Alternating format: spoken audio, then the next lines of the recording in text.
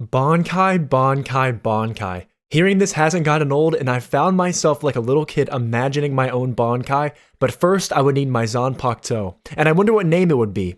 But this is besides the point. The rescue arc for me has been the peak of Bleach, and it's easily one of the best arcs I've read and watched in quite a while. With poignant and brilliant visual fights, tragic flashbacks, an actual good training arc, and most surprisingly a plot twist and betrayal, this arc consistently was fantastic every single chapter and every single episode. Welcome back to my blind review of Bleach, where we discuss my thoughts, opinions, and impressions on this brilliant story of Bleach. If you're unfamiliar, I'm not the most time-efficient individual, so I both read and watch the chapters and episodes for some select stories I'm drawn to, and Bleach is worthy of this venture. Now, before I jump out of my chair due to my sheer excitement, let's hop right into the last part of the Soul Society arc within the rescue portion. This latter half of the arc was full of more fights than I could have ever imagined, with little to no downtime outside of flashbacks and plot development, and I'm all here for it. Where we left off was Ichigo beginning his training with Yoruichi to use his Bankai, which I learned is the second form of a Zanpakuto, and in order to reach this stage, an individual must materialize and subjugate the spirit of their Zanpakuto. It usually takes 10 years to achieve, but in the case of Ichigo, he's only left with mere days, which results in this training method developed by Urahara to obtain the Bankai far more dangerous. With stakes on the line, our Ichigo trains versus Zangetsu to achieve the state of Bankai, and although all shonen contain a training arc, I don't think nearly as many are as well executed as Bleach's. And it's because of what happens during Ichigo's training that makes it so well done. During Ichigo's training, it's mostly off-screen, and everything we're shown progresses the plot and exposes us further to the world of the Soul Society during this time, particularly the individuals outside of our main cast. While Ichigo trains, it really enables the immersive development in so many of the Shinigami and the arising mystery of what is going on within some of these characters. We see so many captains fight through the end of this arc, and there's a ton of Bankai use, and I didn't expect the Bankai to be nearly so versatile, which makes them such a unique power structure within the story. Bankais range from all forms, and the first one we're exposed to is my least favorite, to be honest, and within my least favorite captain, within Kurotsuchi. His design is appealing, don't get me wrong, but he strikes me as a nefarious character with little to no values outside of his role within Shinigami research, which is likely the reason I find him so distasteful. The fact that there's a research institute within Soul Society is again another thing I didn't expect, because the world of the Soul Society seems pretty black and white at first glance. Simply exterminate hollows with your Zanpakuto, but boy was I wrong, as I learned how central the aspect of the Research Institute plays throughout the story later on. Kurotsuchi's Bankai was quite gross to say the least, and his aspect of poison and toxins does fit the demeanor he carries of not being an inherently physical fighter like others such as Ichigo, Byakua, or Kenpachi. His fight did enable us to witness the peak of Uryu's current fighting capabilities, however, in which Uryu pushes past its limit and almost dies in the process of defeating Kurotsuchi. I found Kurotsuchi surviving this to be a little bit far-fetched, to be honest. I feel he should have easily died during this encounter, but I understand it's likely too early in the story for that to transpire. Their fight had a ton of emotional stakes due to Kurotsuchi being responsible for Uryu's grandfather's death. In this fight, tying the past to the present is something we see throughout this arc, and seems to be a strategy Kubo uses to add emotional elements and stakes throughout the fights, thereby making us far more invested in them. After all, a fight to just fight could look incredible, but without an emotional attachment, I'd find it hard to be truly immersed with the outcome and nearly as emotionally invested. Witnessing Uryu being willing to die and lose everything to defeat the man who killed his grandfather was so spot on with this character. Despite his confident, upfront demeanor, he does struggle with the loss of his loved one, and this fight was proving to himself that he has the power to avenge those he's lost. A very poignant fight that I found myself further connected to Uryu from. What transpired after that fight was Uryu walking around half dead until he comes across the captain of the 9th Division within Tosen, who informed he bears him no ill will, but he needs to eliminate him for the sake of peace. This character element of Tosen, the continual desire for peace and lack of bloodshed, is what sets him apart as a captain, as he truly seeks the outcome with the least bloodshed possible. This aspect of him I found admirable as he embodies justice, but I didn't keep that perspective or opinion for far too long. Ichigo's friends within Uryu, Orihime, Chad, Ganju, and Hinataro are all imprisoned and take a slight backseat to the rest of the happenings throughout this arc, which I really think did help for building a connection to other characters. They weren't the only ones in prison, however, so were other individuals individuals like Izuru, Renji, and Hinamori, but all the imprisonment was short-lived, and these three actually drive the narrative immensely. Before Renji's prison break, he thinks on Byakua, and that now Byakua is his target to defeat, no longer Ichigo. Ichigo through this battle changed Renji's perspective, and now despite them not necessarily being friends, they respect each other. Ichigo's actions continually build up the respect among anyone he encounters due to his bold and his reckless abandon. I found it parallel to Ichigo that now Renji will aim to face off versus Byakua despite the outcome not being in favor of Renji. Both Ichigo and Renji throw caution to the wind when they set their mind to something, and subsequently they get themselves continually in conflict. I enjoy seeing this parallel between the two, and in fact it changed my opinion of Renji. He initially was someone I viewed as an antagonist, and I had a bit of dislike for him due to him being in direct opposition to both Rukia and Ichigo, two of my favorite characters. But through his backstory and now his new motivation, I found him a character I rooted for. Going with the theme of prison breaks, Izuru was in prison lamenting him raising his sword to Momo, and while doing this, none other than Gin appears to break him out. Gin has solidified himself to me as a character who isn't merely a creepy person, instead a treacherous individual who I believe to be involved in Aizen's death. In terms of personality, he struck me as by far the most evil captain. I know I just mentioned that Kurotsuchi seems questionable, but he isn't a true evil as opposed to Gin, who seems to be truly evil. A plot development throughout this arc I was glad to see was Yachiro and Kenpachi's love of Ichigo and subsequently his friends. Yachiro rescues Orohime and says Ichigo and Kenny are now best friends, and this dynamic of Ichigo and Kenpachi made me smile, as obviously Ichigo doesn't likely view them as friends himself, but their similarities and love of fighting quickly made Kenpachi love Ichigo as his best friend in fact. A comedy bit I found continually entertaining was Yachiro's naming system towards everyone she knows, giving them nicknames and being so assertive with these names while being so small herself. Her calling Orihime Jiggles is quite fitting and something I found genuinely funny. Again with the element of prison break once more, Chad, Uryu, and Ganju escape prison due to Kenpachi, who loves Ichigo so much and now his friends, but he goes against the orders of the Soul Society merely due to his enjoyment of battle. He believed that if he was with Ichigo's friends, he would see his beloved Ichigo once more. Kenpachi is a fairly neutral character, not an absolute justice like Tozen, and not someone without justice either. Rather, he operates a lot more instinctively and seemingly has a mindset of hedonism, which is pleasure-seeking. He operates on his own accord, as does his squad, and this element of Kenpachi demonstrates the vast differences amongst captains, which I think is a strong suit of Kubo's writing. No two captains or characters are the same, and this allows for the story to have a much more universal appeal. My personal taste in captains and characters may be different from yours, but due to the characters being so diverse, we can all find a favorite amongst them. This writing style is something I find brilliant, and usually I don't go through stories this fast in terms of watching and reading, but if you can't tell, I love Bleach, and I also love the community. Y'all are so receptive and supportive of those who love this story, and I'm glad to be part of a fan of this story as well. A great backstory of the story takes place while Hinamori thinks on Aizen in his letter, and it creates a relationship with Hinamori, Izuru, and Renji, which is a trio I didn't think was actually connected when I first saw them. I read this in a comment and was told by one of my friends about this unspoken circumstance regarding Hinamori, and I found it to fit the implications of what happened the night before Aizen's death. It was suggested that night when Hinamori went into Aizen's room that Aizen and Hinamori slept together, and it makes sense to me if that's what truly happened. Clearly she's obsessed with him, in love with him, and bound to him, and if this took place, it makes her emotional reaction that much more visceral and understandable. It wasn't merely her captain that died, but the person she was in love with, although this love was not requited. In the flashback, we're shown that Hinamori and Captain Hitsugaya were extremely close, and Hitsugaya was actually younger. I knew he was a young captain, but clearly he's a savant and someone who excels in the ability of being a Soul Reaper from a young age on. This backstory built the relationship further and showed me why Hitsugaya was so protective of Hinamori. She's his lifelong and his oldest friend. While at the academy, Izuru, Renji, and Hinamori were in the same class together, and they trained together and studied together. Eventually, we're shown Aizen and Gin were always a duo. In fact, Gin was Aizen's lieutenant, and from seeing Aizen's first introduction to Hinamori, she was immediately encapsulated with him from such a young age. At this point, I started to put a few pieces together mentally. It wouldn't make any sense for Gin and Aizen to be at each other's throats prior to Aizen's death. Gin was formerly his lieutenant. It also seemed a little bit coincidental for them to make it so apparent to Hitsugaya that they had some type of strife or animosity towards each other immediately prior to his assassination, but I found myself with cognitive dissonance because it didn't fit everything I knew Aizen to be. His character type was someone sound, kind, and resolute.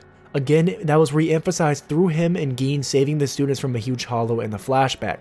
Aizen in doing so showed ridiculous power, and again it made me question how he could be defeated and hung up on a wall. His intent, even in the flashback with comforting Momo time and time again and making her feel safe, fits him being a kind-hearted individual, but it started to appear more methodical than just mere kindness as he targets her specifically for these actions time and time again. With the flashback ending and Hinamori escaping her jail cell, she runs through the Seiretape recounting the letter of Aizen that states if he's dead, the culprit was Hitsugaya and to kill him in her stead.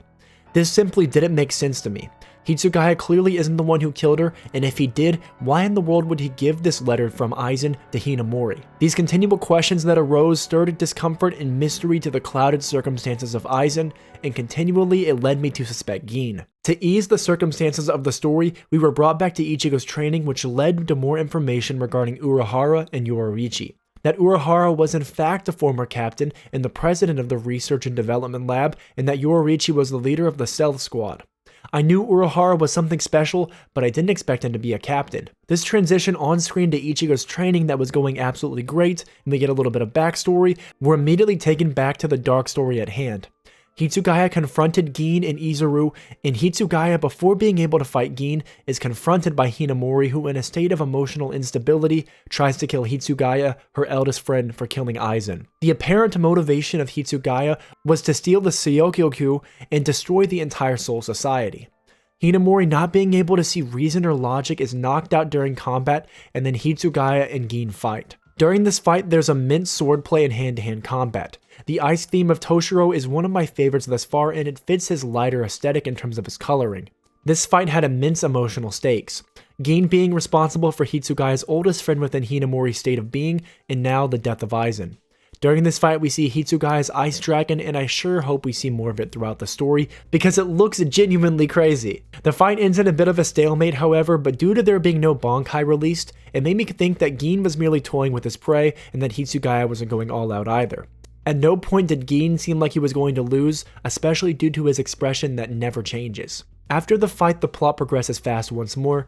Rukia's execution had now been changed to a day from that current point. This execution being moved up further made me again question what's really at play within the story, and why there's such a need to progress the execution of our beloved Rukia. We're taken back to the training, and Renji joined Ichigo within the chamber and informed them of this change, and Ichigo, rather than getting down emotionally, instead solidified his resolve to save Rukia and complete his Bankai. This resolution of Ichigo to save someone he cares about is far more than just shown in storytelling.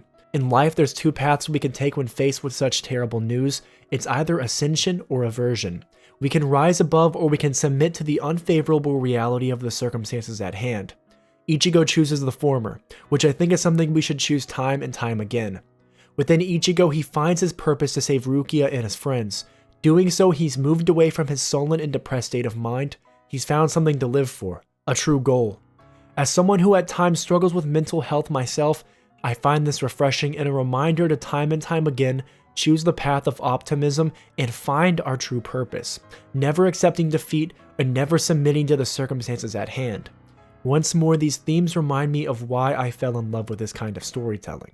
With Ichigo's resolve now steadfast, Rukia reminisces on her past, and we're taken once more to a flashback of her former life before meeting Ichigo. When Rukia joined the 13th Division under Captain Ukitake, almost everyone treated her differently due to her royal household, except Kaien Shiba, who is the dead brother of Ganju and Kukaku. They quickly developed a brother and sister bond, and it gave Rukia a sense of belonging. She also took attachment to Kaien's wife and looked up to her, wanting to be just like her. Unfortunately, in this time, tragedy follows Rukia soon after, and a unique hollow that inhabits the bodies of Soul Reapers, similar to a parasite, it takes over Miyaku's body, and subsequently she dies. This ensues the wrath of Kaien as he faces off versus this hollow, and during this fight, Ukitake's words are a touchback to what Rukia said while Ichigo fought versus the Grand Fisher long ago in the story. And he says that there's two kinds of fights, battles to protect lives and battles to protect honor. This fight being one to protect honor, not interfering or helping Kaien during this fight, because if they did, he'd lose that sense of pride and honor within himself. This cost him his life at the mercy killing of Rukia after his possession, but in death he wasn't unhappy. Instead, he was thankful for them allowing him to protect his pride. This fight really showcased the Japanese value of honor and pride, which is something I've always found admirable culturally, and it's nice to see where Rukia gained this belief from in regards to these two types of battles that transpire. And it's pretty notable as well, the man that Ichigo reminds Ukitake of, and Rukia of, does seem to be in fact Kaien Shiba. I thought he would be someone more intensive of an individual, perhaps someone who was previously super powerful, but nonetheless clearly it's someone they hold an emotional attachment to. They do share a similar appearance, although a different hair color, but I think we finally have this question answered I've been asking for these past 2 arcs. This ended one of the biggest flashback sequences of this arc, and we're again met with Byakua being inquired by Ukitake of his lack of attempt in trying to save his sister, but Byakua denies any form of help. At this point, I was on the fence about Byakua, as I was unsure of his motive and reason for his cold demeanor and seemingly lack of care towards his sister. More fights quickly happen, and Kenpachi as usual has one of my favorites of these. Kenpachi chooses to face off versus 2 captains by himself with Tosen and Komamura due to them viewing his protection of the Ryoka as traitorous. My god, what a fight this was, and Kenpachi's reckless behavior to take them on both at once was exactly what I expected from him. Tosen's Bankai that was revealed was one of the most unique I've seen thus far, in which it deprives an individual of all senses minus feeling. They can't hear or see, and for the most part this would spell doom, but Kenpachi's ability to adapt during combat shines here. Kenpachi chooses to let himself be cut just to feel where his opponent is, and he thrives in combat despite not being able to use his normal senses, which it showed exactly the kind of god of war he is. As you'll know, I'm a full Kenpachi fan, so I absolutely love this fight. Tosen's Bankai depriving those of their senses was absolutely fitting because he himself has no sight. However, Kenpachi wins this fight despite all odds being in favor of Tosen, even without Kenpachi using a Bankai himself. Just imagine when Kenny gets one. Oh my god, I can't wait. After Tosen's defeat, Komamura fights Kenpachi as well, and we're shown Komamura doesn't have a human body, and rather the body of a beast. Notably in this reveal, Kenpachi genuinely doesn't care. It makes no difference of someone's appearance to him, he just cares if someone is strong. Internally, I'm sure this made Komamura realize Kenny isn't a bad person, he's just crazed. And Komamura emphasizes this by saying Kenny entered as a captain by killing the former one, that he's always been a loose individual without a sense of justice, that he's merely just a beast, operated out of instinct, which is in fact quite ironic. Again, this fight doesn't last long, and ends without any question of Kenpachi's supremacy. While this fight took place, Renji vs Byakua also took place, and I know I've said this many times, but there isn't much downtime within the show. It's excellently paced.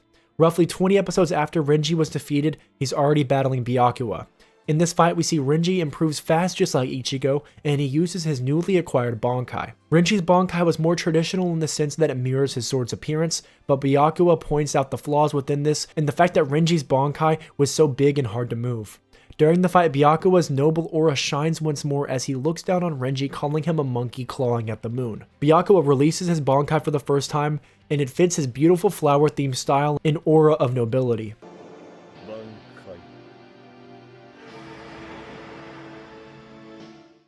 It one-shotted Renji, and based on this fight alone, I started to like Byakua much more.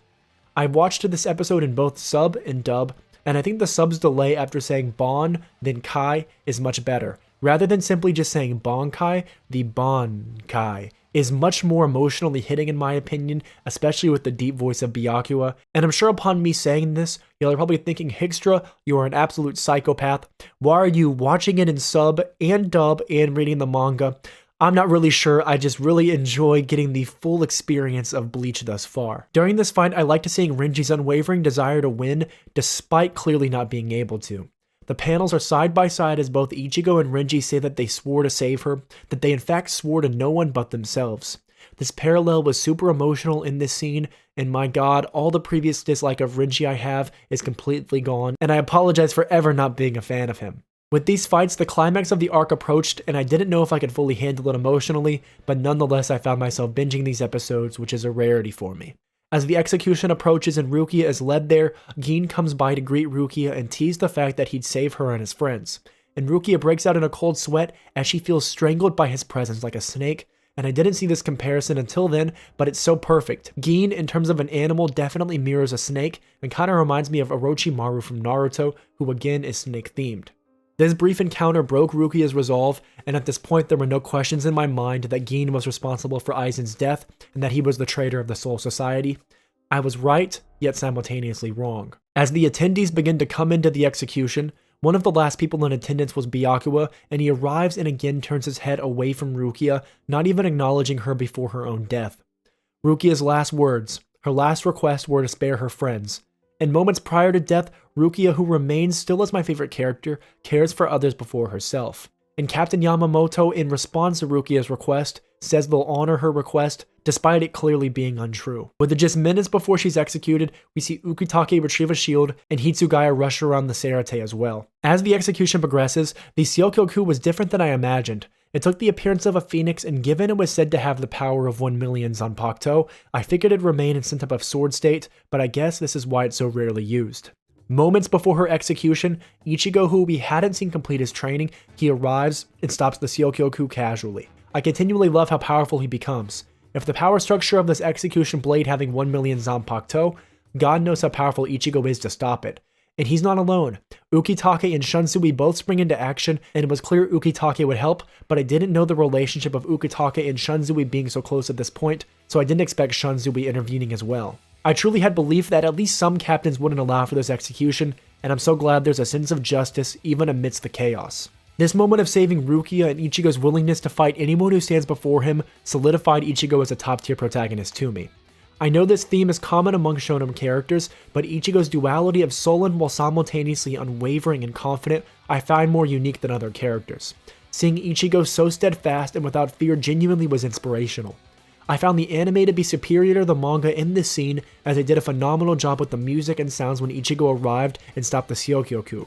It really emphasized the power of Ichigo and the fact that he was here to save her. One of the things the Bleach anime does phenomenally is the music, and time again it amplifies the scene so perfectly. Finally, with Ichigo arriving, being able to save Rukia with his own hand, we have them truly be reunited. I was on the edge of my seat awaiting his arrival, and there couldn't have been better timing. Given we didn't see the conclusion of his training, I was uncertain how powerful he'd arrive, and damn, it did not disappoint. Once Ichigo threw Rukia to Renji to escape, we began to see Ichigo is in fact god tier.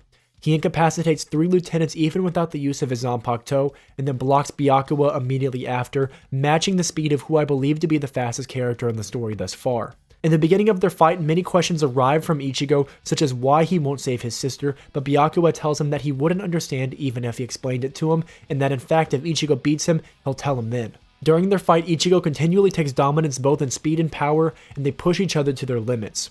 We're shown Ichigo's Bankai, and immediately I found it perfect. The robes Ichigo wears whenever he releases his Bankai resembled Zangetsu, and the black blade being something that is said to be cursed in many anime felt very fitting for our protagonist. I like that Ichigo's Bankai kept the normal look of a sword rather than something else, and that his outfit made him look like the god of death. I really enjoyed how it paid homage to Zangetsu, and not only did it make him look cool, it made him incredibly fast and powerful. Byakua, realizing Ichigo's strength, concentrates all his offensive power and forms a pink void around them, and he says that in this state he abandons all defense and risks everything to kill his opponent. I went absolutely bonkers reading this because this is such a cool ability. Byakua eventually gains the upper hand and almost kills Ichigo, but Ichigo is taken over by his hollow form, which is leagues above Byakua at his peak state. Hollow Ichigo's abilities look like they were from hell itself, and it seemed like a get out of jail free card if he won this fight because of his inhabitor of his body, but Ichigo refuses this style of victory and stops the transformation and chooses to win by his own hand. In their final clash, Byakua with an aura around him resembling an angel, and Ichigo with an aura resembling the devil, they clash swords with both taking near fatal wounds. However, Ichigo failed to fall, which is the embodiment of Ichigo as a character. He doesn't give up. In their final exchange of words, Byakua finally informs us why he didn't try to save Rukia. He's from a noble household who must set an example for Shinigami, and how could they enforce laws they won't uphold themselves? Ichigo told him that if he was in his position, he would fight the laws until they change, and this is what made them different. Byakua, accepting his defeat and his new realization due to Ichigo, agrees to let Rukia go. This fight was the 3rd time we've seen them clash, and Ichigo has come so far to overcome his previous ineptitude. His unwavering spirit again is inspirational, but I was left with more questions as to the true power of this hollow form within him. There's a lurking demon within our protagonist, and he clearly has so much room to grow to an even more powerful individual. This fight was the climax of Bleach both visually and emotionally. We had so much build up for this moment, and seeing it come to fruition, the desire to save Rukia, the training, everything they've been through, it truly came to life. The values and ideals of Byakua's pride and law versus Ichigo's lack of care for any of those things, wanting to do what was right instead. This clash again, as Kubo likes to do, is a clash not only of swords, but of values. Byakuya wasn't someone inherently evil or bad. He was caught between his values and his family, and later we learn, more importantly, a vow. Byakuya eventually comes to the conclusion that he was never Ichigo's enemy. The enemy was the ideals subjugating Rukia to execution. An individual within Byakuya who had seemingly been sure of himself his entire life, now is faced with the realization that he may have been wrong, and it took Ichigo, a kid, to do so. Ichigo may not do so with his words, but his actions time and time again change and mold others around him. At the end of this fight, Byakuya moved up to my second favorite captain, replacing Aizen. As Ichigo begins to fall after his victory, his friends finally arrive and Orihime tries to catch him but hits him on the head instead, adding for comic relief after a serious moment. Through this fight, there was a ton of dialogue suggesting how much Orihime cares for Ichigo and that he can't lose because of how much belief she has in him. I feel at this point in the story, Kubo decided who he wanted Rukia and Ichigo to end up with, and it wasn't each other. I felt the narrative of Orihime and Ichigo was solidified, and additionally, so was Rukia and Renji. It isn't what I wanted per se, but I'm okay with it because this isn't a love story after all. During this fight, two others took place. Yoruichi's fight with Sufang, which furthered Yoruichi's character development and her backstory, and the fact that she was a former leader of the Stealth Force explains how she hid for so long and how in the world she's so powerful. Similarly to all these other fights, there's a lot of emotional investment in this one. Soifang and Yoruichi were nearly siblings and now facing off versus each other. The former commander versus the now commander was a fight to determine the superiority of master versus student. Our Yoruichi wins, but thankfully there was no bloodshed. Rather, Soifang's rage stemmed from abandonment by Yoruichi, who she loved more than anyone, and at the end of the day, Soifang never hated Yoruichi. She instead held on to the emotional damage lasting over 100 years. Yoruichi in these moments showed a glimpse of her ultimate power in this fight, and although we didn't see it fully in action, I can't wait to see how powerful she truly is. The other fight that took place during the fight with Byakuya was also Shunsui and Ukitake versus Yamamoto, which had me a bit shook. I'm a sucker for powerful old men within anime like Netero, and Yamamoto fills this role to a T. Looks can be deceiving, and Yamamoto shows us just that. He has one of the most badass quotes I've heard in ages. He tells Nanao he doesn't have enough time to teach an infant like her to breathe. Yamamoto is literally on a different caliber of his own, and my god, what a quote. Perhaps I'll steal it from time to time. Through their fight, we're shown that Shunsui and Ukitake both are the only two individuals with two Zanpakuto, and that they were best friends growing up and eventually became the first captains out of the academy. They were like sons to Yamamoto, and now with another emotional fight, they face off versus each other as master versus student once more. In this circumstance, they had differing views of justice, Yamamoto honoring the Central 46's verdict, and Shunsui and Ukitake believing their justice to be superior in this circumstance. Yamamoto had a lot hidden under his coat. The old man is absolutely jacked and has literal fire around him when he battles. My god, this guy is powerful and beyond worthy of his title as the strongest Shinigami. There were so many fights throughout this arc that have all led the Sarate to be in chaos, and that chaos that I thought would end with the defeat of Byakuya continued, and what happened afterward I genuinely didn't expect. I haven't been this shocked since one of the biggest reveals in Attack on Titan, and after watching this reveal within Bleach, I stayed up far too late watching the rest of the arc. Hitsugaya, along with Rangiku, who I think we can all agree may be the hottest anime female character, goes to the Central 46, and upon there they find no guards and they enter the building to find no alarm going off. This ominous tone as they walk through Central 46 was intentional, as once they arrive fully inside, they find within the council chambers every member of the Central 46 dead inside and that the blood wasn't fresh. This led to the conclusion that Central 46 had been dead a long time and that the orders of Rukia's execution had been issued by someone other than the council. As they go through the building, Izuru appears, which draws Hitsugaya and Rangiku out, only for Momo to walk in after being coaxed to enter with Gin. Gin, as he walks through the building, leads Momo to the living quarters of the Central 46, and they find none other than Aizen, fully alive and well. Hinamori embraced Aizen, and for a moment I felt happy for her. The one she loved was alive and well, but Aizen's demeanor and tone was entirely different than what it was within his brief time in the story. I suddenly began to realize that Gin and Aizen weren't at odds, which immediately made me come to the horrendous realization that Aizen never died, that everything was set up by Gin and Aizen. My subtle suspicion due to their past relationship now made full sense, and Aizen, while thanking Hinamori for being so loyal, impales her with his Zanpakuto and leaves her, along with myself, completely shocked. I really liked Aizen, and I had talked about my enjoyment of him throughout the series thus far. I never anticipated him being the central villain leading Gin around. My god, this shock was unreal. Hitsugaya eventually arrived to the scene to find this horrendous event, and Aizen apologizes for not slicing up Momo's body and hiding it. This type of brutality and carelessness from Aizen again shocked me. Everything we knew thus far about him was a complete farce. Hitsugaya, while enraged, attacks Aizen and releases his Bankai. Having ice wings and claws, it was brilliant visually but was short-lived because Aizen one-shots him.